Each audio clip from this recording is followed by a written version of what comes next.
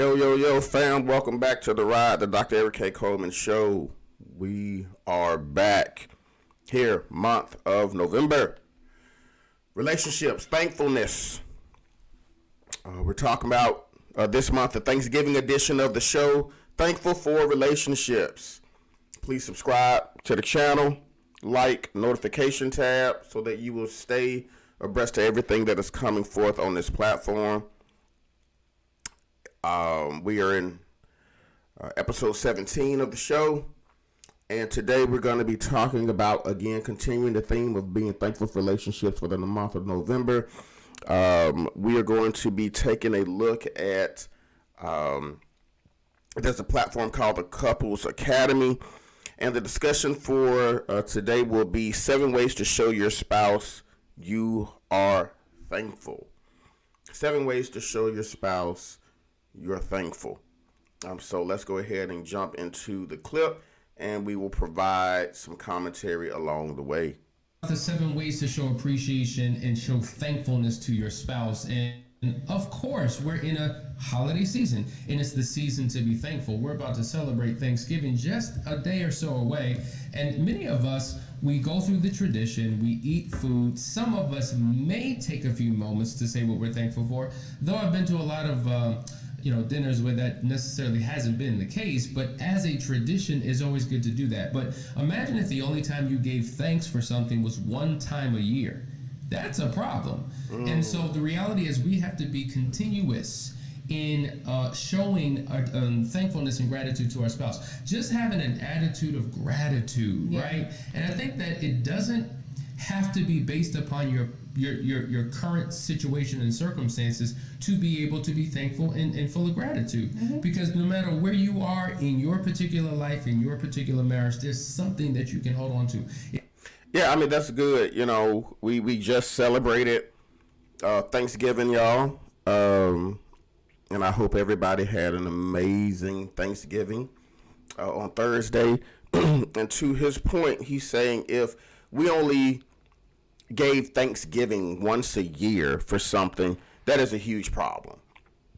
And so just like we had talked about last week, as we were moving into Thanksgiving, that, we had our family members coming through, friends, family, whoever, it would be, that we were getting our heads together to make sure that, that was an opportune time. And I hope we took advantage of it, fam. That was an opportune time to just, especially people that you haven't seen in forever, that we took the time to just let them know, I'm thankful for you being in my life. So I hope we took that opportunity a couple of days ago, as I tried to prime you last week about it. So, let's go ahead and continue to see what they have to say about this subject.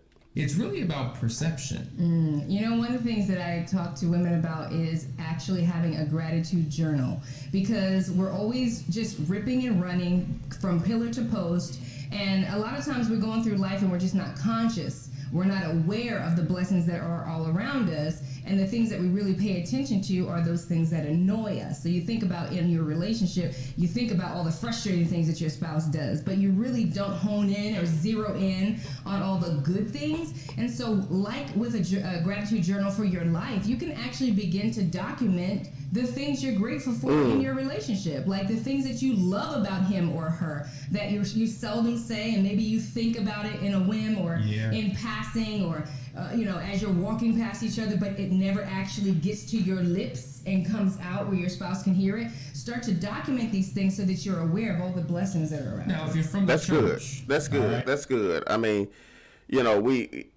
I've heard a lot. People say, well, I love you. Why do I have to always say it? I appreciate what you do for me. Why do I have to always say it? Well, there's something powerful about when you actually say something, when it comes out of your mouth. And I say it all the time, people are not mind readers. We're not telepathic. We can't just jump in and figure out what you're thinking. Just because you are doing certain actions does not necessarily mean that that's how you feel about it. So you have to verbalize things to let people know how you're feeling in that moment. Right, if you've been born and raised in a church, there's a song they used to sing. Count your blessings. Name them one by one. Oh. Count your blessings and see what the Lord or what God has done. It's been so long. Something like that. But think I about never heard that song in my whole life. Well, because you just got saved 2 days ago. You are rich and undone, but we delivered Wow. you. See, here's the reality, right? I was delayed, but anyway. If we can thank God for all that He's done, Yes. think about it. If you had a gratitude journal, Yeah. you would probably have to buy volumes and volumes and volumes of things to write down because God has continued to bless us. Well, guess what? The relationship we have with Him is a template for the relationship that we have with one another. Mm-hmm. And so if we can praise Him and adore Him and thank Him, then why can't we show appreciation and praise and thankfulness towards our spouse for the things that they do in the relationship? Husbands, love your wives like Christ loved the church. So that's a great example, right? If we can praise and give honor, you can actually praise and give honor to your spouse and let them know how much you appreciate them, and nothing wrong with writing it down.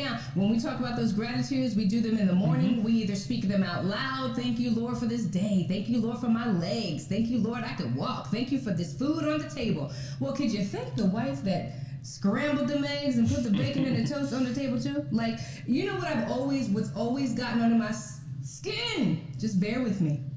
Is in the church, when you would give and bless and help build a church, and they would only thank the Lord. Like, I get it. Right. I know all blessings cometh from the Lord, but could you thank me too? Because I wrote some checks. Can I get a thank you? I'm just saying. No, you're right. You're right. And I know she may be going off on a little tangent right here, but she does have a valid point. We have to give honor to where honor is due. We cannot continue this cycle of saying, well, that's what you're supposed to do. That was your job. You're supposed to do this. You're supposed to do that. Okay. At face value, sure. Am I supposed to get up and go to work every day and battle in this world to make sure that I'm bringing some coins in this house so we can pay the mortgage and pay the car notes and, keep the lights on and get food up in the house? Yes, that's my job, and I gladly take that responsibility. Same with my wife, watching after the kids. She's going to work every day. She's, doing laundry and all this kind of stuff. We share in those responsibilities, but it is nothing for you to stop and tell the other person, thank you. Thank you for how you contribute to the household. My boys, growing up, my sons, they were, kind of upset that I was never a big fan of giving them allowance. And they would attribute them cleaning their room or washing the dishes and doing their laundry and, cleaning the bathrooms and, things around the house, vacuuming, washing dishes. They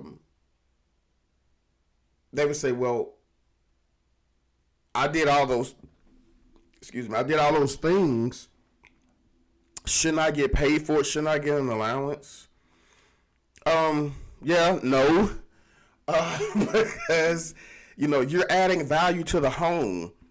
Me and your mama, if it was just me and her, the house wouldn't be dirty like it is.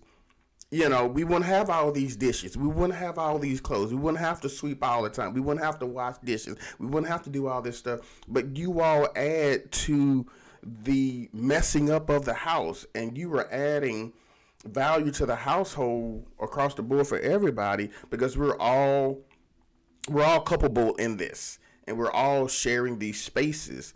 Now, am I going to thank you for doing that? Sure. I want to show you some appreciation of thank you for contributing to the value of the household. Thank you for helping us make sure that it stays clean, it stays organized, it stays decent. Yeah, I'm going to thank you. And so there's nothing wrong with showing appreciation for what it is that people do because it just gives you that sense of pride. It shows that you are seen. It shows that you are valued and that the time and the work equity that I placed into this, that it is being noticed. So absolutely, we want to make sure no matter what household has deemed specific tasks and duties and roles and responsibilities, that we show people appreciation for what it is that they do. We may not give them a reward or a monetary offering or a plaque or a gift, but just saying it out of your mouth, thank you for what it is that you do. I'm telling you, it goes a long way.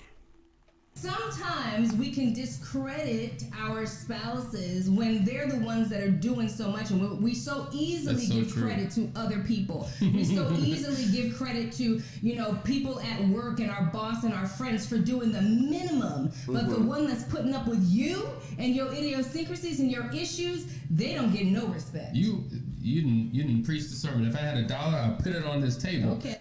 And, I have said this before, too. It's quite interesting of how we are more willing to show grace and mercy to people that we don't know, or people on our jobs, or our bosses, or people who get on our nerves that we can't stand. We will show them more grace and mercy than the people who are living in our own house, because we hold them to such a higher standard, which sometimes is unrealistic. But as I talk about in chapter 4, unrealistic expectations. To where we will place that on people in our households or in our closest circles, that we will hold them to a higher standard and won't show them a percentage or a fraction of the grace and mercy that we show other people out in the world.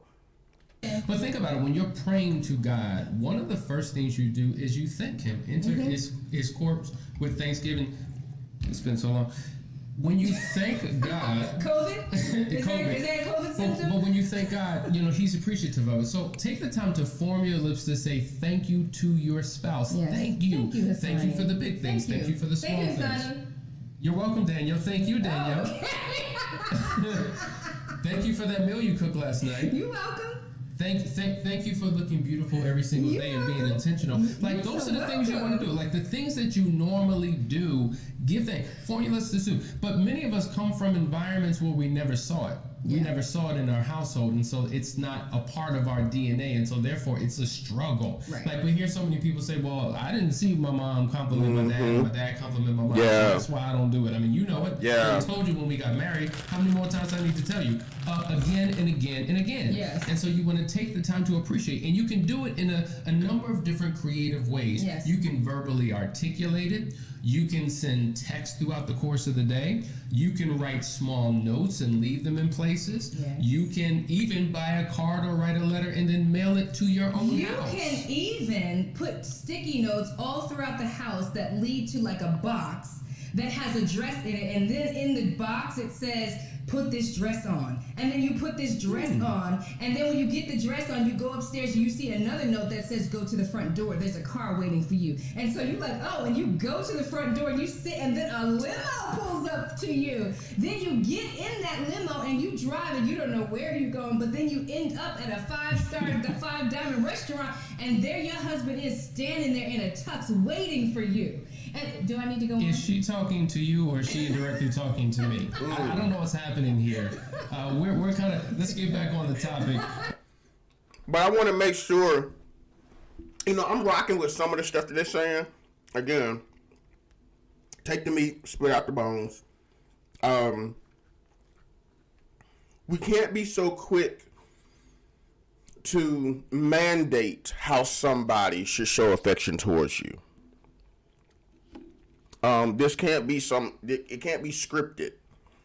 Yes, you should put forth the effort to showcase, here are some examples of how I view what appreciation looks like. But we cannot hold that person to the standard of saying, this is what I expect, this is how I want it, and if it doesn't come in this fashion and in this way and in this packaging every single time, then I'm not going to accept it. So we do got to be careful about that.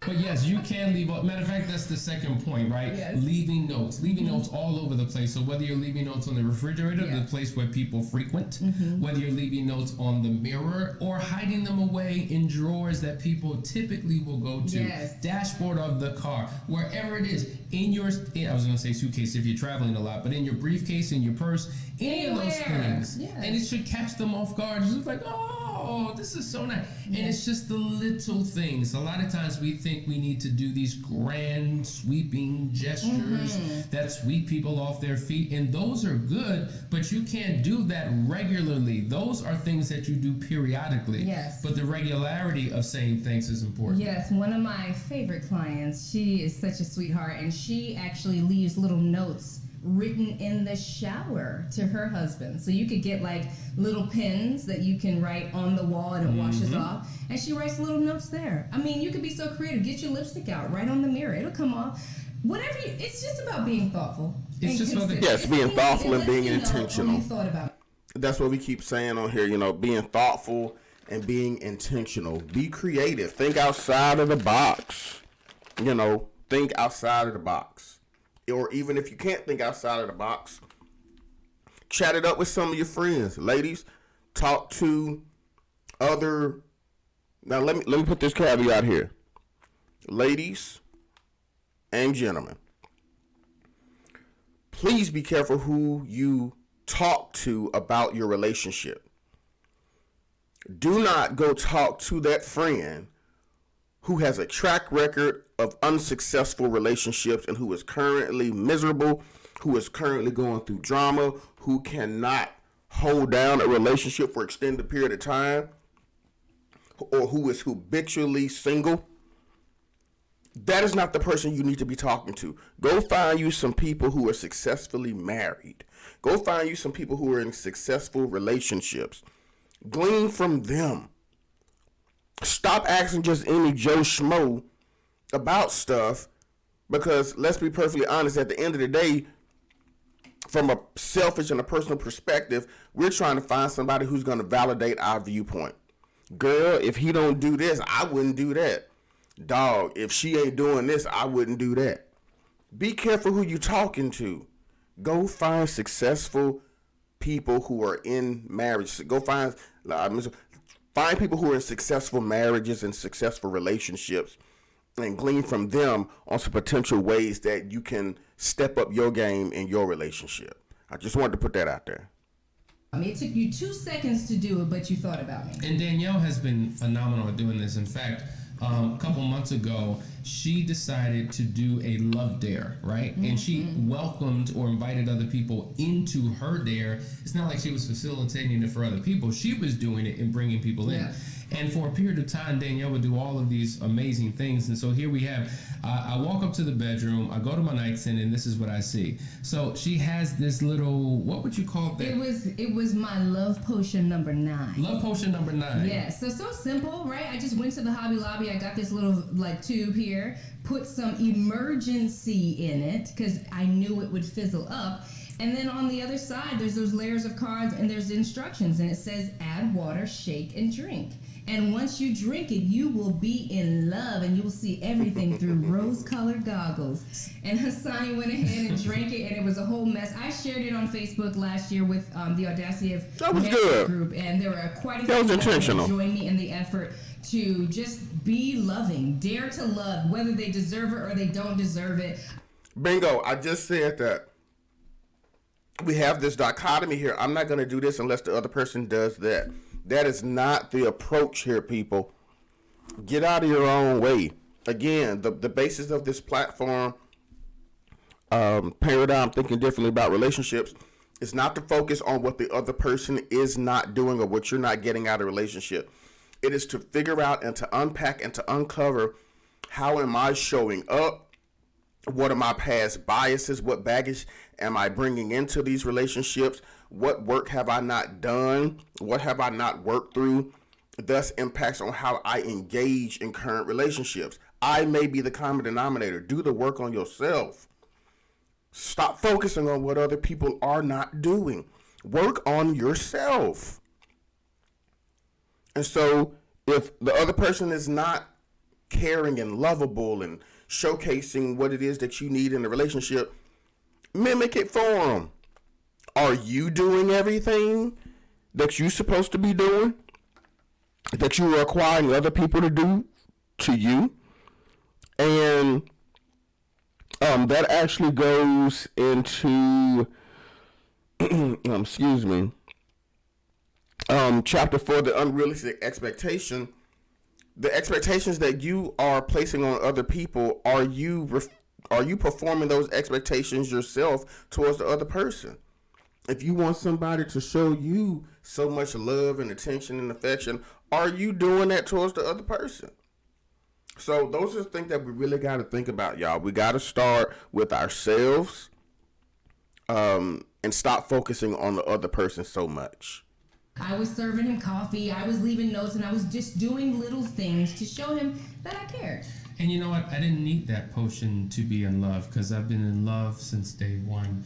18 years later, every day feeling the love, and man, the love potion just reminded me of the feeling that I carry with me every single day. That's right, Xanadu. She says Danielle is planting a date night seed. That's right. That's a big seed, what she was talking about.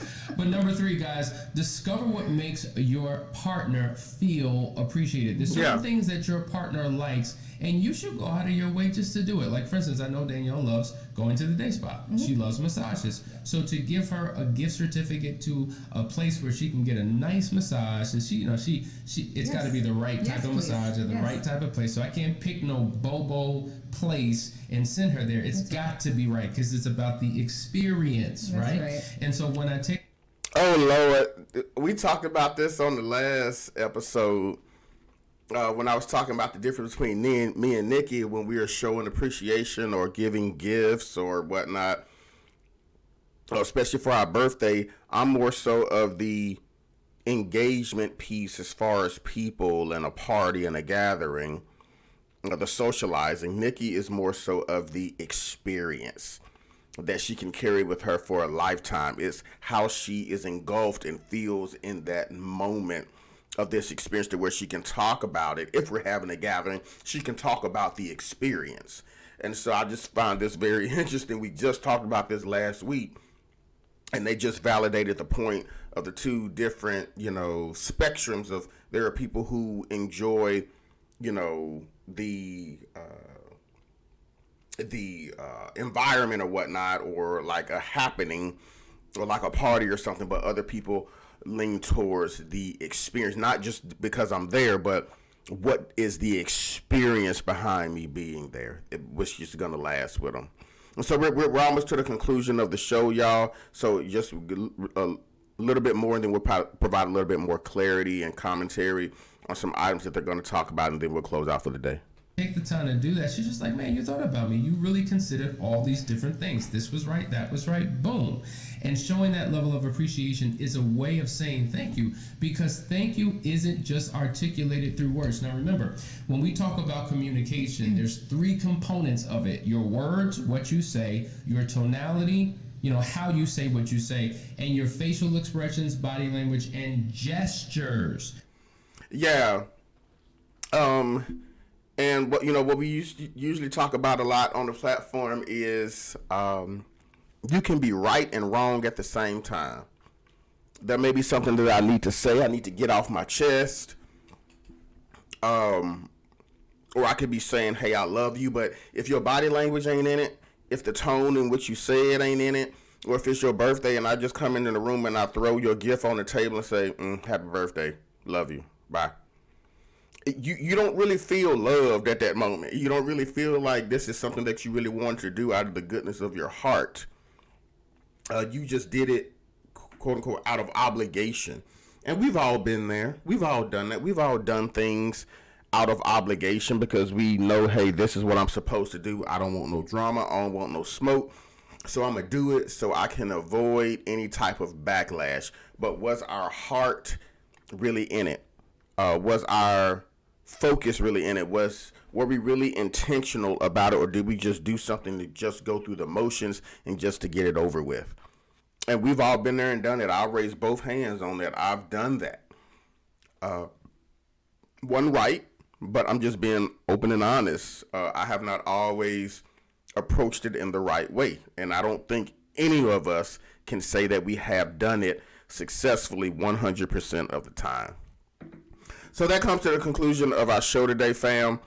Again, let's continue to do the work on ourselves. Let's take those deep dives, self-reflect, and so we can grow and be better people in our homes, for our families, in our neighborhoods, our communities, in society, in our nation, and we can take this thing globally.